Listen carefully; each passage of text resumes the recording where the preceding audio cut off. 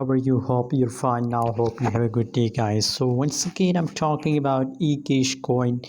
What's going on in the Ecash? What's the price? What's the price changes occur in the XEC coin, guys? In this video, we discuss this all thing, guys. Related to Ecash coin. Is it a good time to buy? Is it a good time to sell or hold? A lot of people also ask me this question, guys. That what should we do in a right now situation, guys?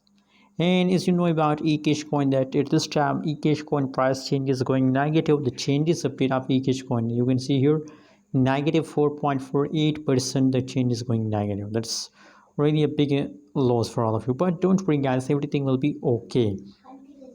Guys, at this time, if we talk about the currently price of Ecash coin, so 0.0002164 USD dollar. That is the currently live price of Ecash XEC coin in the market, guys. So you know what, guys, Ecash coin is in the huge pump already, but unfortunately now in the right now situation the change is negative.